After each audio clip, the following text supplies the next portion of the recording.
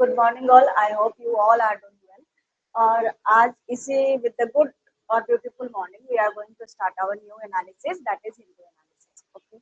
तो I will be bilingual. मतलब हिंदी भी रहेगा, थोड़ा थोड़ा इंग्लिश भी रहेगा मेरे में. So let's start with our first topic. और जो हमारा आज एनालिसिस करना है, we generally analysis like the previous one. पिछला वाला होता है, हम वो अभी एनालिसिस कर रहे होते हैं. तो हम ये कल का टॉपिक लेके चल रहे हैं. हमारा जो आज का जो है कॉन्सेप्ट वो GS2 से जुड़ा हुआ है, इन्वायरमेंट से है, इंडियन पॉलिटी, फिर IR and then Indian. Understand.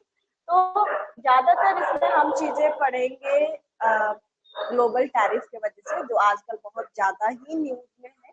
उससे वॉर होगी कि नहीं होगी, या ग्लोबल ट्रेड वॉर का जो एक कॉन्सेप्ट होके निकला है USA के पॉलिसी चेंज इन पॉलिसीज, तो उसके बारे में पढ़ेंगे. सेकेंड इज पहला है कि नॉर्थ ईस्ट इंटरनेशनल रिलेशन में कि जयशंकर जो है एक्सटर्नल अफेयर मिनिस्टर, इन्होंने नॉर्थ ईस्टर्न एरिया को gateway of south east Asia कहा है. ठीक है, क्योंकि ये बहुत सारे जगहों से जोड़ता है. म्यांमार हो गया, इंडोनेशिया हो गया, फिलीपींस हो गए, तो ये सारे एरिया को जो नॉर्थ ईस्टर्न रीजन है वो कनेक्ट करता है, जिससे हमारा डिपेंडेंसी अदर नेशन के जगह हम अपने नॉर्थ ईस्ट के थ्रू डायरेक्ट सी से म्यांमार के सिक्री पोर्ट के होते हुए अपने अलग अलग इलाकों में जा सकते हैं. तो उससे जो हमारा ट्रेड होगा वो और भी ज्यादा दूसरे जगह तक पहुंचेगा. सेकेंड है इन्वायरमेंट से रिगार्डिंग, जो हम अभी रिसेंटली में एक नया फ्रॉग को फाइंड आउट किए हैं. अगेन इंडियन पॉलिटी, आदिवासी के लिए हम कुछ, ये इंडियन पॉलिटी आदिवासी का इंडियन सोशल जस्टिस और इनसिक्योरिटी वाले कॉन्सेप्ट से भी रिलेटेड है. ठीक है. इंटरनेशनल रिलेशन में ये चीन की तरह अमेरिकी टैरिफ का मुकाबला न्यूज में अभी हम भी रहा है, उसके बारे में पढ़ेंगे. एंड अगेन इंडियन इकोनॉमी की इंडिया का इस पे सबसे ज्यादा प्रभाव क्या पड़ने वाला है, क्या इंडिया पे इसका प्रभाव पड़ेगा कि नहीं पड़ेगा, वो हम इसमें डिस्कस करेंगे.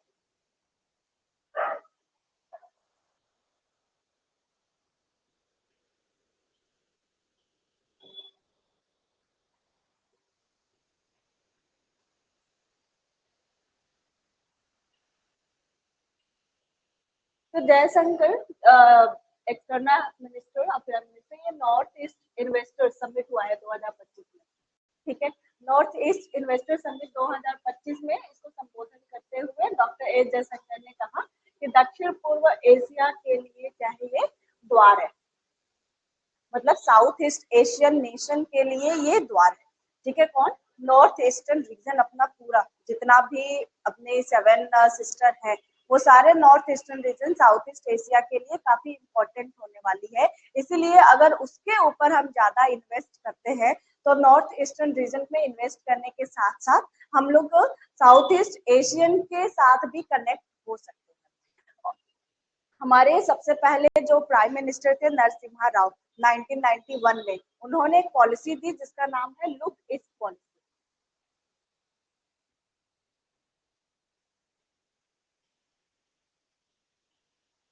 ठीक है. ये पूरा साउथ ईस्ट नेशन को जोड़ने के लिए बात करता है. ये कब दिया था? 1991 में. 1991 में हमारा जो सिचुएशन था वो इकोनॉमिक क्राइसिस से जा रहा था. उसी टाइम पे हमने LPG की पॉलिसीज भी लाई थी, जैसे लिबरलाइजेशन, प्राइवेटाइजेशन एंड ग्लोबलाइजेशन. उसमें हमने अपने मार्केट को पूरे तरीके से ओपन कर दिया था. ठीक है. इस टाइम पे वो कौन था जो मिनिस्टर था? मनमोहन सिंह. ठीक है. मनमोहन सिंह इस टाइम पे अपने अफेयर मिनिस्टर हुआ करते थे. तो मनमोहन सिंह के हेल्प से जो LPG की सिस्टम है वो हम लेकर आए थे. एंड लुक ईस्ट पॉलिसी हम नरसिम्हा राव के कहने पे इसको लेकर आए. इसमें नॉर्मली 2 चीजों पे फोकस किया जाता था. एक है इकोनॉमिक क्राइसिस से बचाने के लिए, दूसरी पॉलिटिकल स्टेबिलिटी. ठीक है. ये 2 चीज हम ज्यादा फोकस करते थे. लेकिन जब नरेंद्र मोदी आए तो 2014 में लुक ईस्ट पॉलिसी को उन्होंने एक्ट ईस्ट पॉलिसी कर दिया. इसके बारे में कुछ आइडिया है? Act east policy, any idea? हाँ, तो ये तो लुक ईस्ट पॉलिसी भी कर रहा था ना.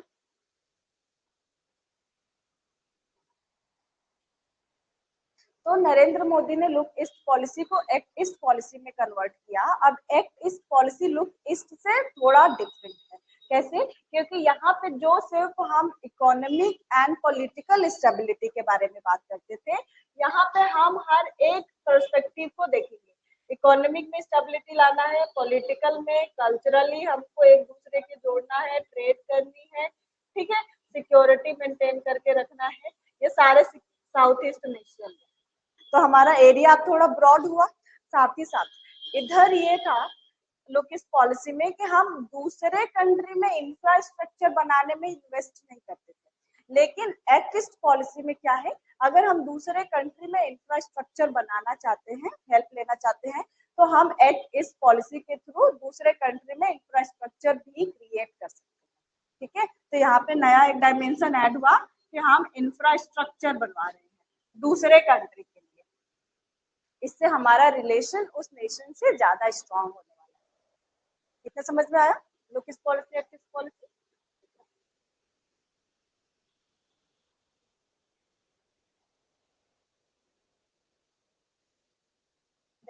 जो अपने नॉर्थ ईस्ट रीजन है वो हमारे लिए स्ट्रेटेजिकली इस वजह से इम्पोर्टेंट हो जाता है क्योंकि ये चीन, भूटान, नेपाल, बांग्लादेश और म्यांमार की सीमाओं को टच करता है।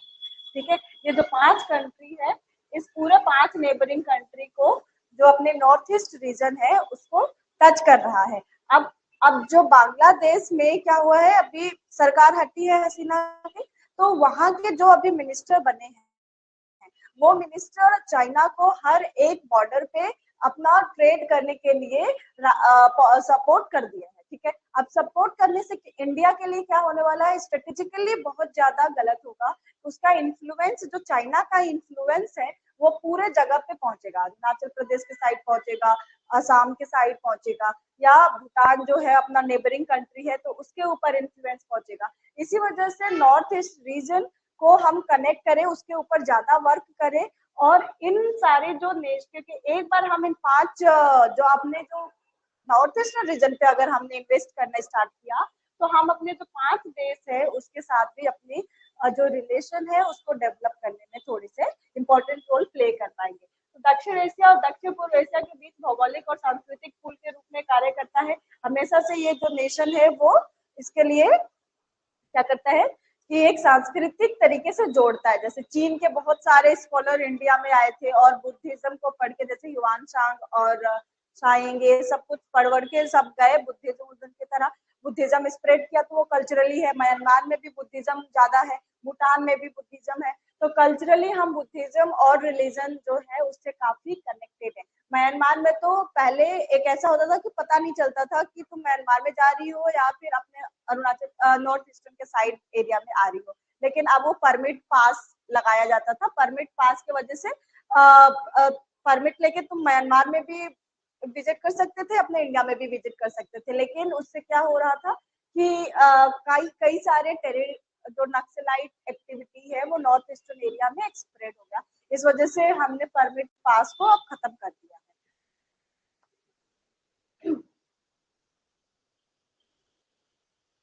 अब कैसे हम एक दूसरे नेशन के साथ कनेक्ट कर सकते हैं, तो यह एक त्रिपक्षीय राजमार्ग की तरह हमने भारत, म्यांमार, थाईलैंड राजमार्ग, भूमि व्यापार और लोगों से लोगों के बीच संपर्क के लिए हमने एक ट्रीटी की है, जिससे क्या होगा कि हम इजिली अब भारत, म्यांमार, थाईलैंड इससे राजमार्ग के थ्रू, हाईवे बना के भूमि मार्ग के थ्रू हम अपने सामान को एक दूसरे के जगह पहुंचा सकते हैं।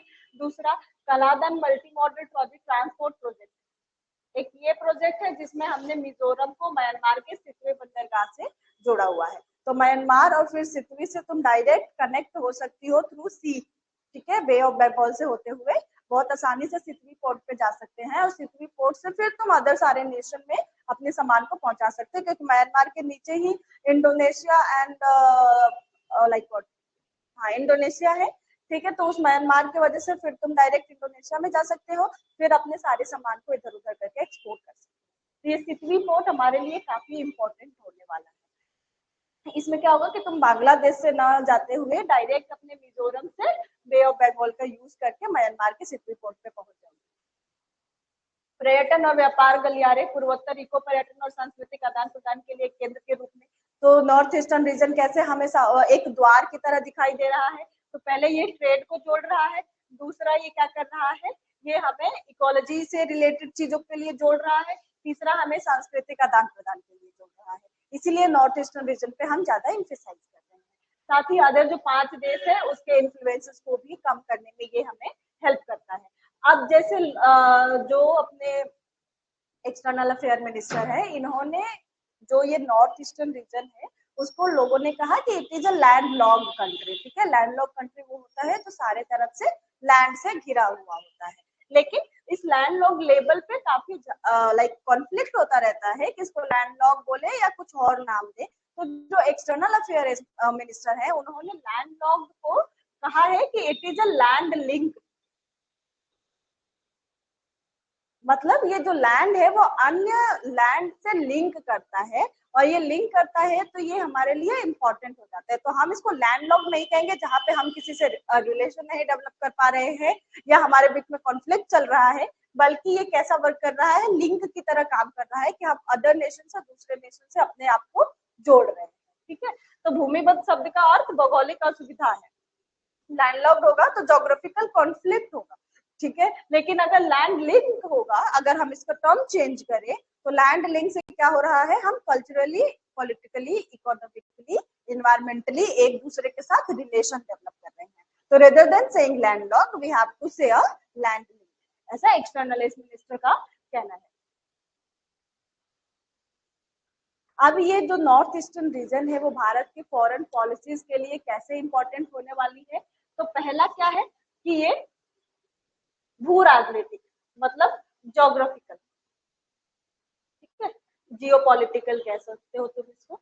जियोपॉलिटिकली ये हमारे लिए इंपॉर्टेंट है, कैसे, क्योंकि दक्षिण और दक्षिण पूर्व एशिया में चीन के प्रभाव का ये मुकाबला करेगा। तो जहां चीन अपना इन्फ्लुएंस पहुंचाना चाह रहा है लोगों में, अपने नॉर्थ ईस्टर्न एरिया में, अपने सामान के थ्रू, अपने कल्चर के थ्रू, पॉलिटिकली, इन सबको उस इन्फ्लुएंस को रोकेगा। क्योंकि अगर कहीं पे कुछ चीजें डेवलप नहीं हो रही है, for example north eastern reason में हम एजुकेशन पे ज्यादा इंफेसाइज नहीं कर रहे हैं, या हम वहाँ के रोड कनेक्टिविटी को नहीं इम्पोर्टेंट दे रहे हैं, तो जो अदर नेशन है वो इस गैप को फाइंड करेगा और वो इसके ऊपर ज्यादा वर्क करेगा।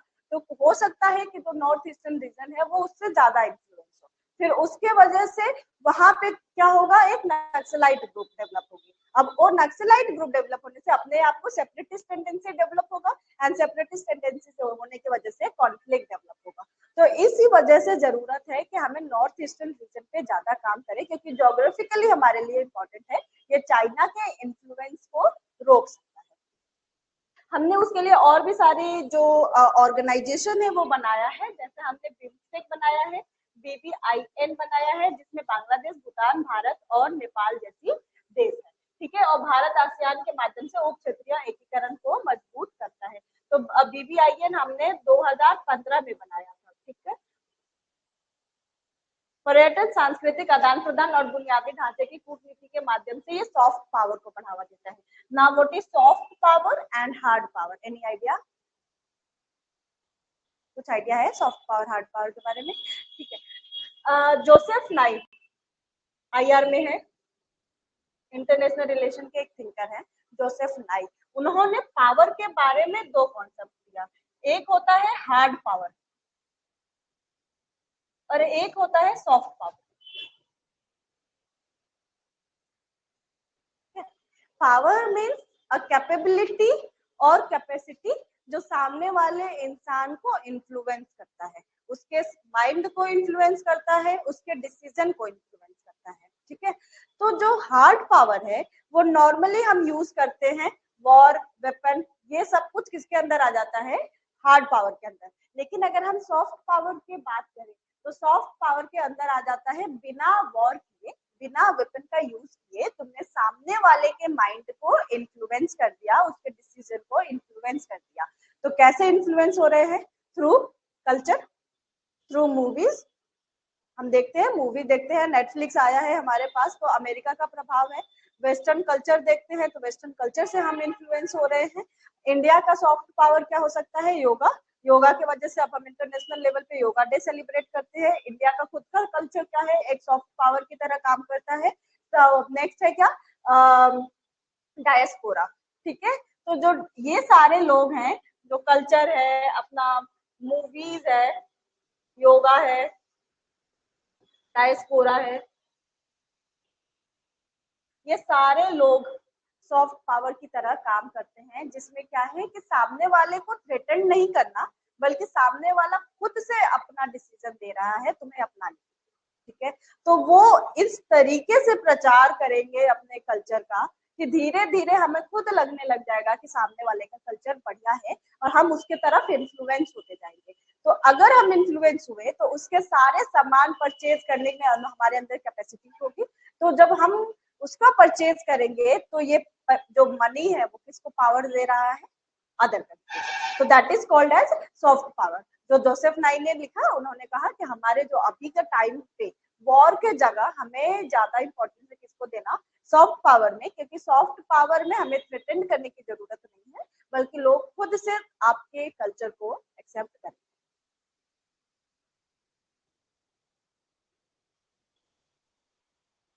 सेकेंड है आर्थिक। इकोनॉमिक रूप से हमारे लिए ये क्यों इंपॉर्टेंट है नॉर्थ ईस्टर्न रीजन, तो as I have said example की तरह बताना कि हमने बिम्स्टेक और बांग्लादेश, भूटान, म्यांमार, इंडिया को कनेक्ट किया है, साथ ही मिजोरम से म्यांमार सिटी पोर्ट तक कनेक्ट किया है, तो उससे हमारे जो ट्रेड है वो अलग अलग जगह पे हम पहुंचा सकते हैं। तो पूर्वोत्तर क्षेत्र के विनिर्माण और रसद केंद्र बनाने की क्षमता, आसियान बाजारों तक पहुंच, भारत की क्षेत्रीय मूल्य श्रृंखला में योगदान। तो आसियान वाले जितने भी नेशन हैं उनके साथ हम अपना एक रिलेशन डेवलप कर सकते हैं। आसियान कब बना हुआ था, आइडिया? आसियान आसियान का फॉर्मेशन कब हुआ था? आसियान का फॉर्मेशन 1967 में हुआ था। ठीक है, आसियान को बनाने के लिए सबसे पहले जो फादर थे, फोर फादर जिसको कहा जाता है, फाउंडर फादर जिसको कहा जाता है, वो था फिलीपींस, फिर Malaysia, Singapore, Indonesia plus Thailand.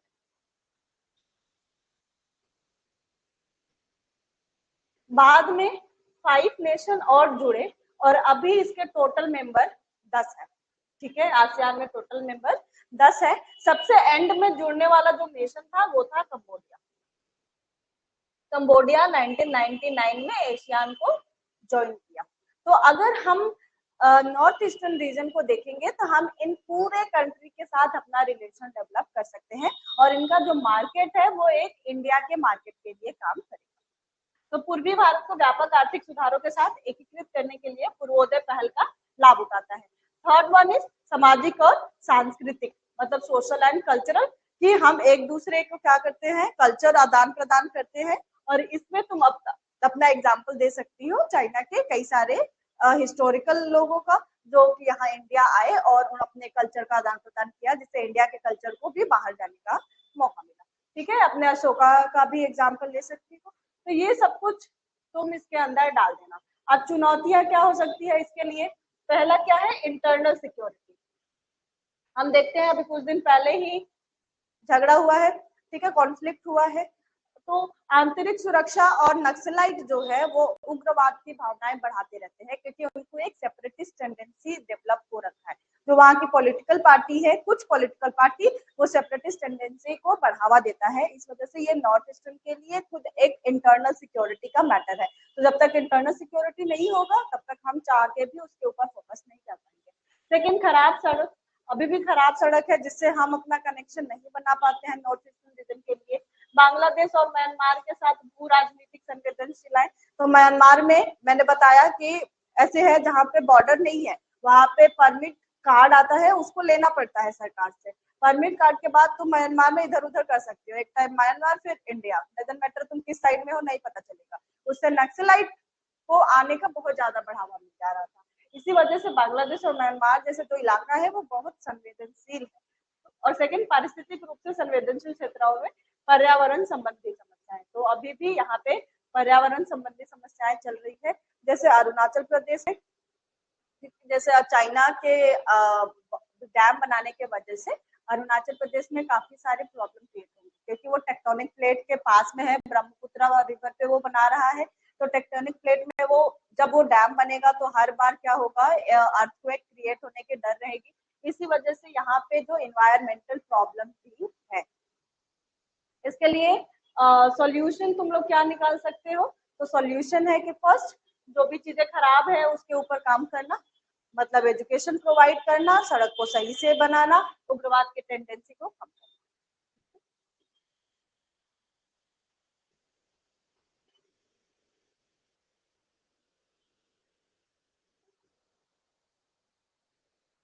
तो हाल ही में हमने एक मेंढक, ठीक है, इसको फाइंड आउट किया है और इसका नाम है लेप्टोब्रैकियम आरियटियम।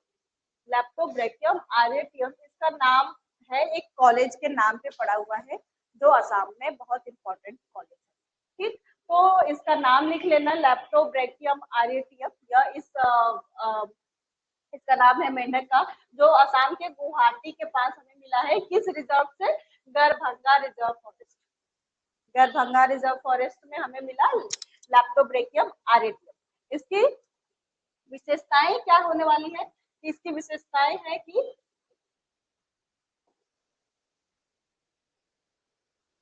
ये असम के प्रतिष्ठित शैक्षणिक संस्थान में से एक आर्य विद्यापीठ कॉलेज के नाम पर रखा गया है। ठीक है, इसका नाम आर्य विद्यापीठ कॉलेज के नाम पे रखा हुआ है।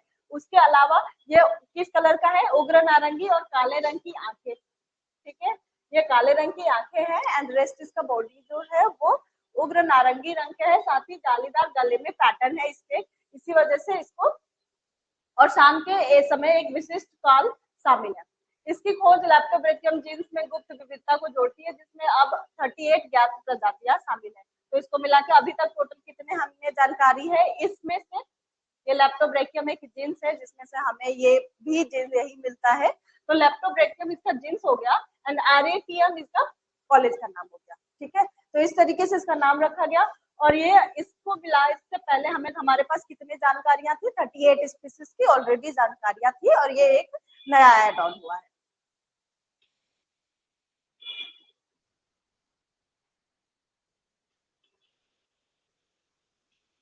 अब ये हमारे लिए इम्पोर्टेंट क्यों हो जा रहा है, ये जरूरी है कि न्यू स्पीसीज को फाइंड आउट करना इम्पोर्टेंट क्यों है।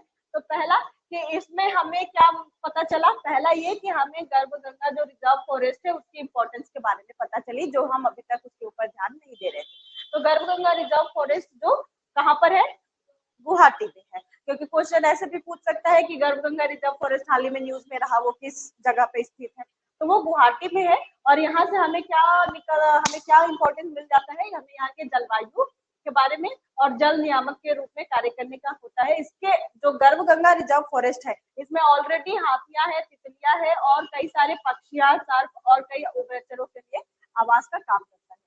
ठीक, नेक्स्ट क्या है, संरक्षण में संस्थानीय भूमिका, संस्थानों की भूमिका। तो प्रजातियों का नामकरण स्थानीय शैक्षणिक योगदान का सम्मान करता है और इस बात पर जोर देता है कि शैक्षणिक संस्थान जैव विविधता संरक्षण के रूप में कैसे काम कर सकता है। तो एक पर्टिकुलर मेंढक को निकालने से हमें क्या क्या इंपॉर्टेंट हो रहा है, तो फर्स्ट कि हमें गर्भगंगा की इंपॉर्टेंस के बारे में समझ में आई। दूसरा, हमें ये समझ में आया कि अभी भी हम कॉलेज को क्या दे रहे हैं, इंपॉर्टेंस दे रहे हैं, क्योंकि हमने इसका नाम एक कॉलेज के नाम पे रखा हुआ है। तीसरा, हमारे लिए क्यों इम्पोर्टेंट हो रहा है कि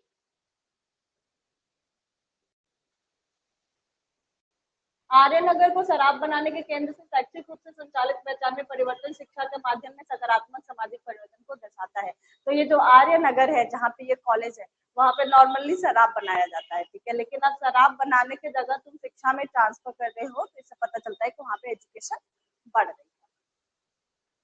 अब भारत के लिए क्यों इम्पोर्टेंट है ये, तो भारत में जितने भी गुप्त जैव विविधता है उसके बारे में हमें फाइंड आउट करने से पता चल जाएगा और हम ऐसे ही कई सारे स्पीसीज के बारे में जानकारी प्राप्त कर सकते हैं और इंडिया को और डाइवर्स बना सकते हैं स्पीसीज के मामले में।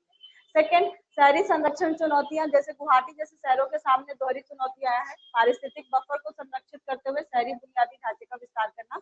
गर्भगंगा का मामला नियोजन में शहरी जैव विविधता एकीकरण की आवश्यकता को उजागर करता है। मतलब जो अर्बन चुनौतियां है असम और गुवाहाटी में, कि एक तो है कि हमें अपने इन्वायरमेंट को बनाना है और उसके बफर जोन को बनाना है, और दूसरा है कि हमें वहाँ के शहरी इलाकों को एक्सपेंड करना है, जो बहुत छोटे से, जहाँ पे ज्यादा विलेजेस है उसको थोड़ा सा करके शहरों में ज्यादा एक्सपेंड करना है। तो इस चीज से, गर्भ गंगा के मामले से हम वहाँ के शहरी संरक्षण के बारे में भी जानकारी प्राप्त कर सकते हैं। इसी वजह से ये स्पीसीज है वो हमारे लिए इम्पोर्टेंट हो जाता है।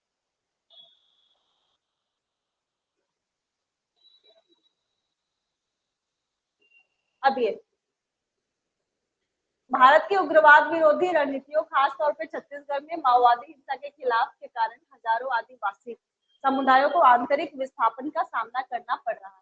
आंतरिक रूप से विस्थापित ये लोग आईडीपी, खास तौर पर गुट्टी कोया आदिवासी, इसको ध्यान में रख लेना, गुट्टी कोया आदिवासी, जो कि छत्तीसगढ़ की आदिवासी है। इसका ओरिजिन छत्तीसगढ़ में हुआ है। राज्य के सुरक्षा अभियानों में महत्वपूर्ण योगदान देने के बावजूद कानूनी, सामाजिक और आर्थिक बहिष्कार का सामना कर रहे हैं। तो नक्सलाइट जो प्रॉब्लम है, नक्सलाइट प्रॉब्लम बाकी सारे लोगों के लिए तो डेंजरस है ही, लेकिन सबसे ज्यादा डेंजरस वहाँ के ट्राइबल पीपल के लिए है। क्योंकि वो ट्राइबल पीपल से ही निकल रहे हैं, उनके अंदर ये टेंडेंसी डाला जा रहा है कि गवर्नमेंट उनके लिए काम नहीं करती है, साथ ही उनको एजुकेशन नहीं दे रही है। तो ऐसे इन्फ्लुएंस करके नॉर्मली ट्राइबल पीपल को एक डेवलप तरीके से बनाने में काफी ये लोग एक बाधा क्रिएट कर रहे होते हैं। ठीक है, तो जो सरकार है जब नक्सलाइट से निपटती है, माओवाद से निपटती है, तो वहां पे एक तो मिलिट्री पीपल के भी जान का खतरा है, एंड दूसरा वहां पे रहने वाले आदिवासियों के भी जान का खतरा है। तो उनके जान के खतरे को बचाने के लिए हमने क्या किया, उनको एक ऐसे जगह पे ट्रांसफर कर दिया जो ज्यादा डिफेंसिबल था और जो आइसोलेट है, उस जगह से आइसोलेट है, मतलब ऐसे जगह पे है जहाँ पे उसका टच नहीं हो सकता है। ठीक है, तो ये जो सिस्टम है, जो ये हमने इस्तेमाल किया है, उसको कहा जाता है रणनीतिक हेमलेट नीति। ये हमने आइडिया लिया है वियतनाम से।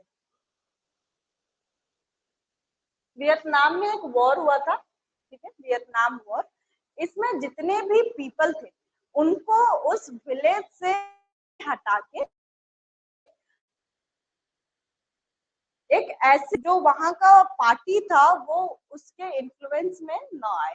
तो मतलब इन्होंने एक फोर्टिफाइड एरिया बनाया, एंड फोर्टिफाइड एरिया में ही इन्होंने यहाँ पे छोटे छोटे गांव, मतलब घर बना दिया, और इसी घर में इनको रहने के लिए कहा।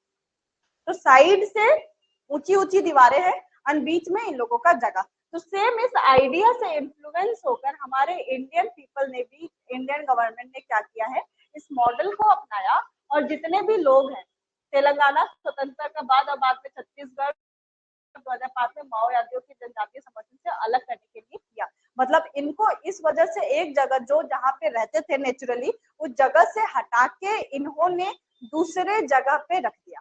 और कहाँ पे रख दिया, जो काफी डिफेंसिबल हो, जो ज्यादा आइसोलेट हो, कि जो माओवाद है वो उनके कनेक्शन में ना आ पाए।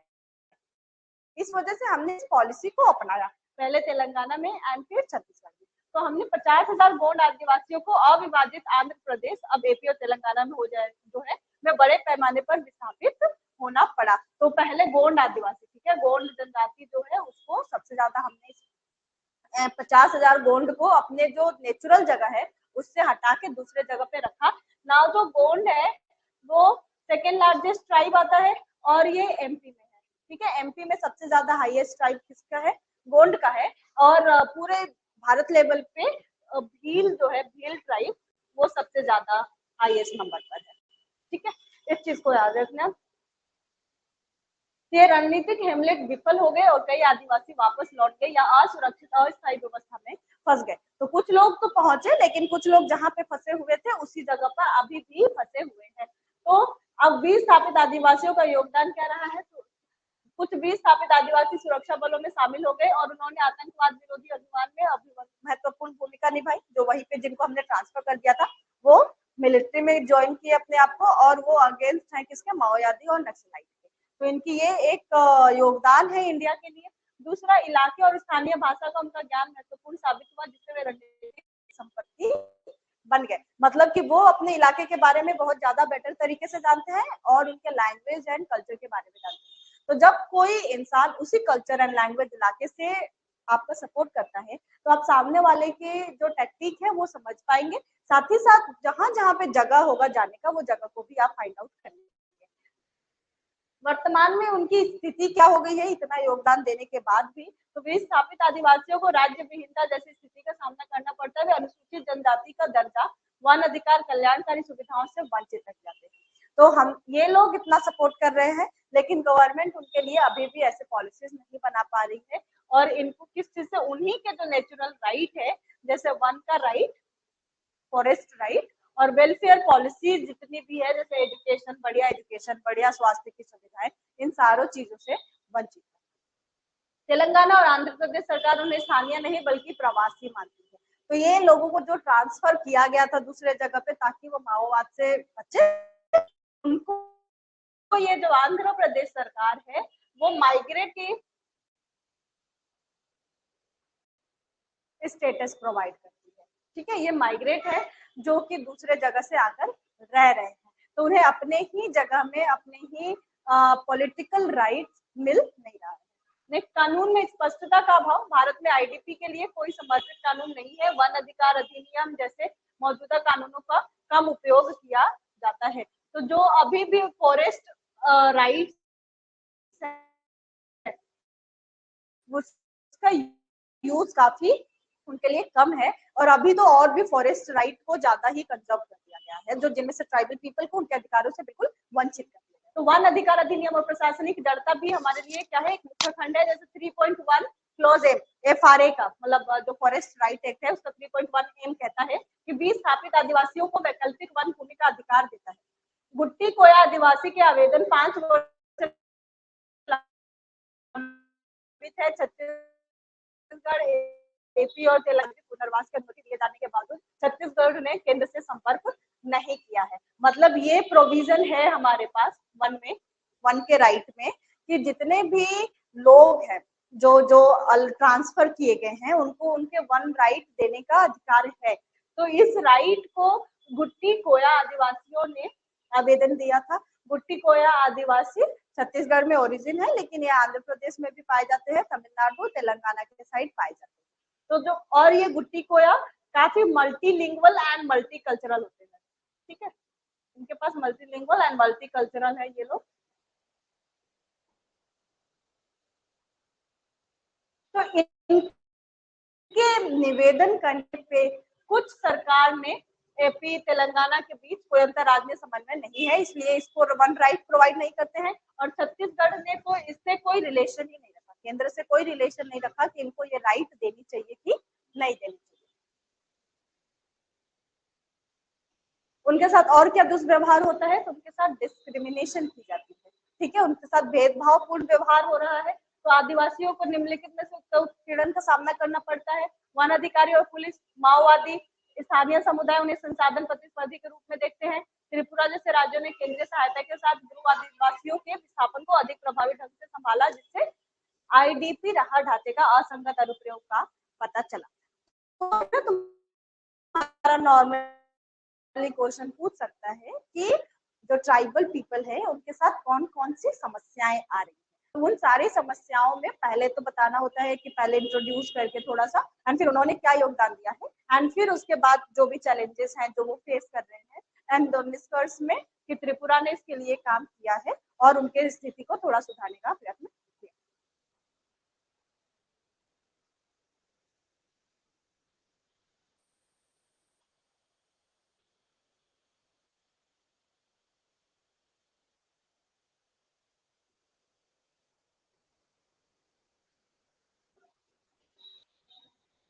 इसको पढ़ने से पहले हम हम्पी के बारे में पढ़ लेते हैं because Hampi is short and important.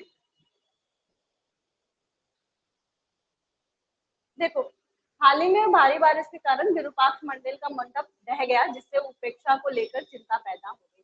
तो विरूपाक्ष मंदिर ये काफी इम्पोर्टेंट टेम्पल है विजयनगर एम्पायर में और जब बारिश की वजह से यह ढह गई तो इस पे सवाल उठता है कि आखिर गवर्नमेंट इन धरोहर को बचाने के लिए क्या करेगी, क्या उसके ऊपर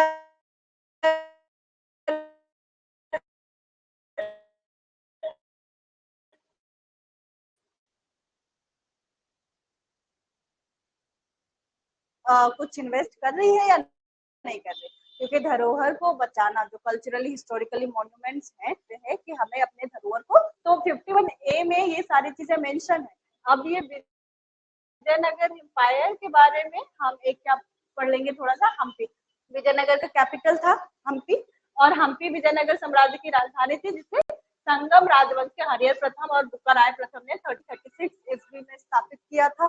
साथ ही इसका पारंपरिक रूप से किष्किंधा के पंप क्षेत्र के रूप में जाना जाने वाला हम्पी मध्य कर्नाटक में तुंगभद्रा नदी के तट पर है। तो हम्पी नदी, अरे हम्पी राजधानी किसके रिवर पे है? तुंगभद्रा नदी पर है, और ये कर्नाटक में है। सेकंड, डोमिंगो फेस जो आए थे विदेशी यात्रियों ने विजयनगर को रोम जितना बड़ा और सुंदर बताया था। तो विजयनगर को किसने रोम और सुंदर बताया? रोम जितना बड़ा डोमिंगो फेस ने। और ये किसके समय काल में आए थे? कृष्णदेवराय, कृष्णदेवराय के टाइम पीरियड में ये आए। साम्राज्य 1565 ईस्वी में तालीकोटा की लड़ाई, तालीकोटा की लड़ाई को और भी कहा जाता है राक्षस तंगरी लड़ाई, ठीक है, बैटल ऑफ राक्षस तंगरी या बैटल ऑफ तालीकोटा, जो 1565 में हुआ। और उसके वजह से जो पूरा दक्कन सल्तनत है, उन्होंने राम राय को हराया और विजयनगर एम्पायर को खत्म कर दिया। तो हम्पी 18वीं शताब्दी के अंत तक भुला दिया गया, जब ब्रिटिश पुरातत्वविद कॉलिन मैकेंजी ने 1799 में इसका मानचित्रण किया और पहला कार्टोग्राफिक रिकॉर्ड बनाया। तो सबसे पहले किसने विजयनगर को फोटोग्राफिक किया, जो बनाया पूरा राइटिंग से, वो थे कॉलिन मैकेंजी।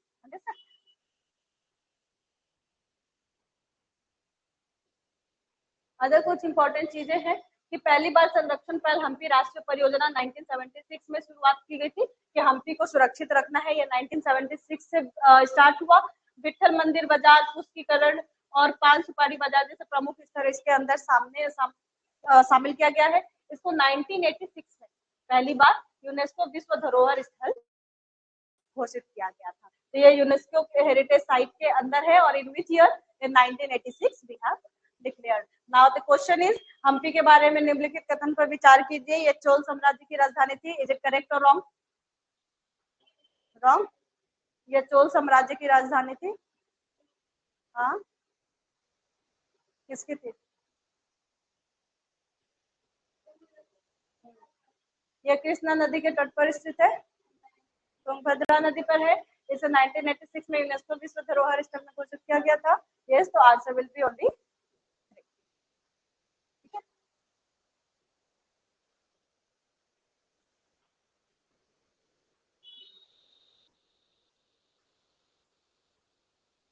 इंडिया के लिए जो रेसिप्रोकल है, जो यूएस टैरिफ का जो लगा रहा है टैरिफ, वो इंडिया के लिए कितना बेनिफिट है और किन किन चीजों पे इंडिया को नुकसान होने वाला है। तो जो इंडिया पे टैरिफ लगाया जा रहा है और जो यूएस ने टैरिफ लगाया है, वो इस बेसिस पे लगाया है कि कितना उसको ट्रेड डेफिसिट हो रहा है। ट्रेड डेफिसिट का मतलब पता है? यार बोलो।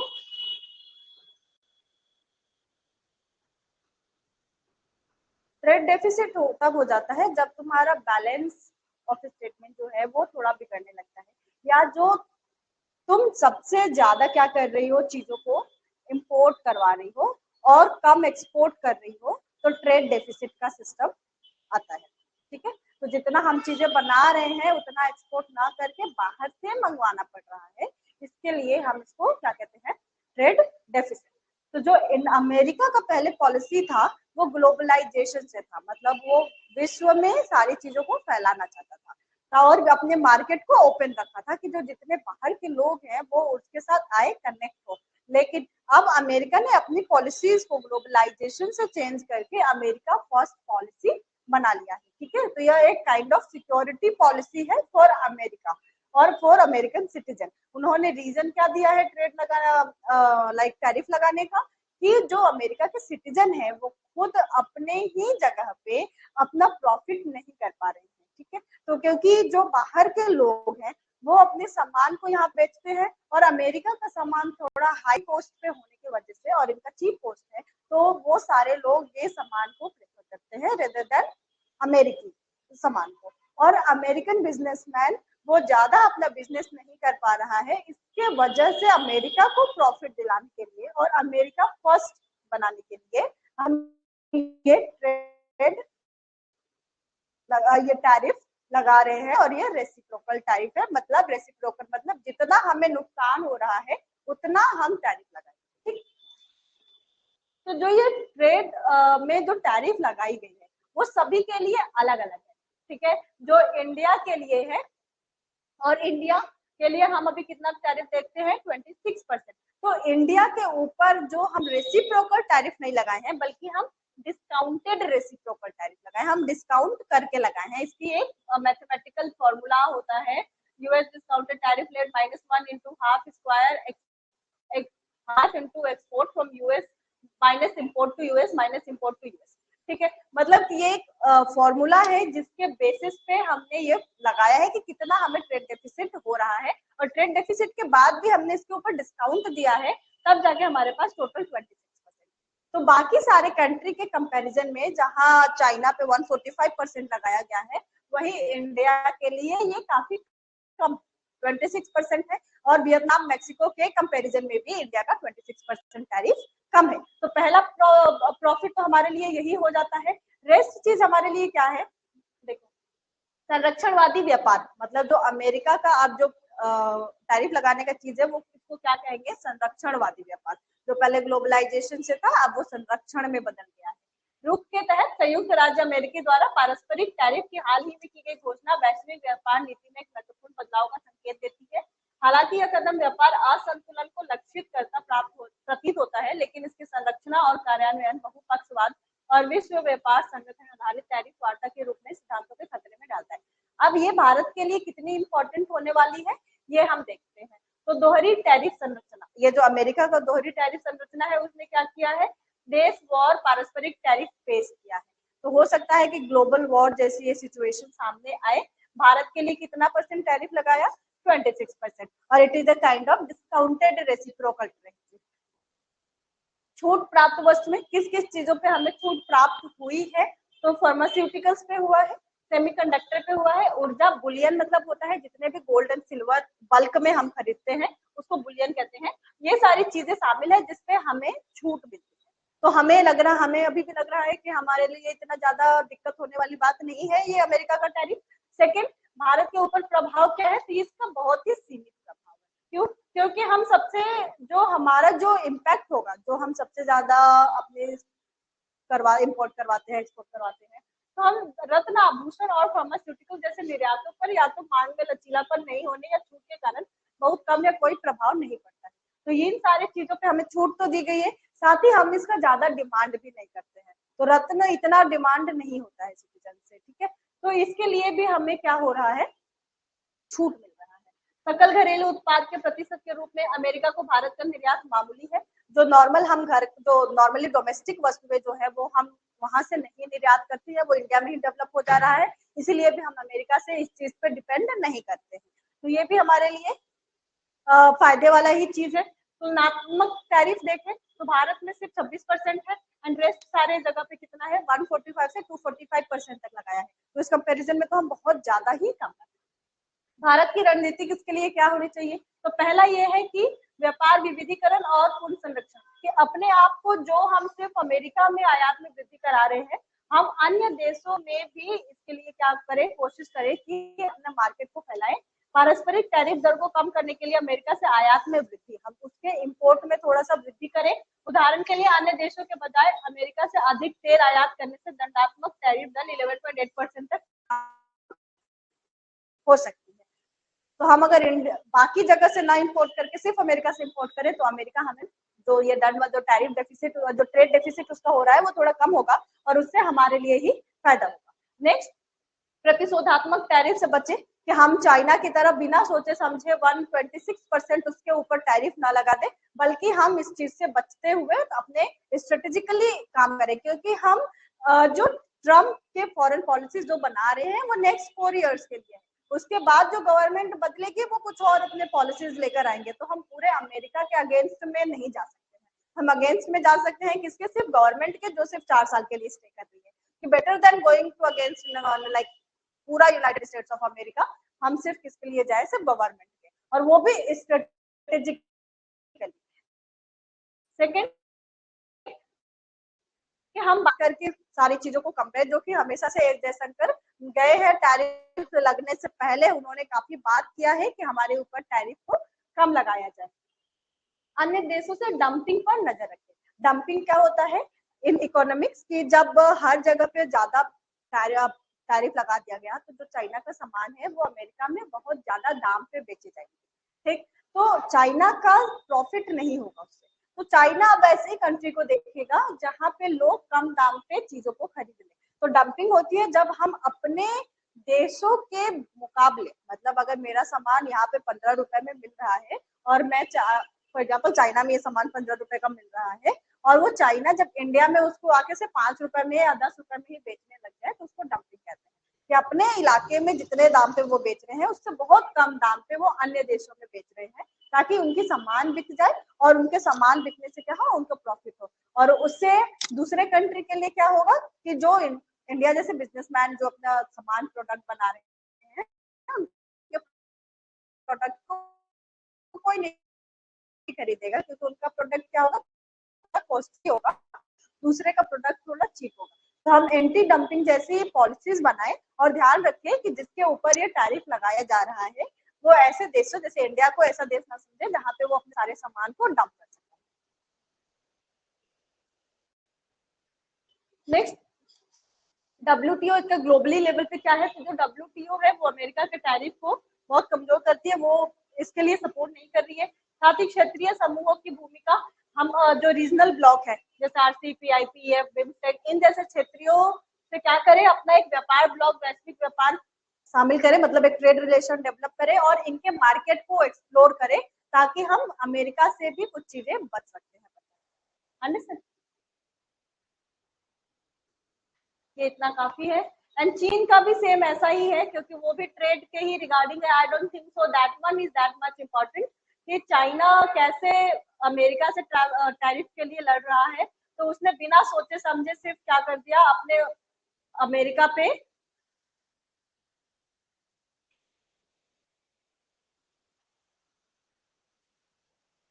अमेरिका का जो व्यवहार रहा है वो चाइना के लिए ठीक नहीं रहा है। तो चाइना ने भी उसको जवाब में क्या कर दिया, एक 145% ने जहां अमेरिका ने लगाया, चीन ने 125% तक उसका टैरिफ बढ़ा दिया बिना सोचे समझे। उसका कोई इसका निष्कर्ष निकलने वाले में से नहीं है, ठीक। सेकेंड, अमेरिकी रणनीति और इसकी चुनौतियां, अमेरिका क्या कर सकता है, बातचीत की रणनीति। ट्रंप ने अमेरिकी व्यापार प्रतिनिधि को दरकिनार करते हुए व्यापार वार्ता को केंद्रीकृत कर दिया। अवास्तविक एजेंडा, यूएसटीआर, चीन वाला इतना ज्यादा इंपॉर्टेंट नहीं है, तो आई डोंट थिंक सो कि ये इतना पूछेगा, ठीक है। ग्लोबल ट्रेड में नॉर्मली इतना ग्लोबल ट्रेड हो गया है कि वो नॉर्मली पूछेगा इंडिया के लिए इसके लिए क्या इंपॉर्टेंट है और इंडिया क्या रिलेशन डेवलप कर सकता है इस टैरिफ वॉर से बचने। Understand, that's it for today. Next हम कल फिर 7 बजे से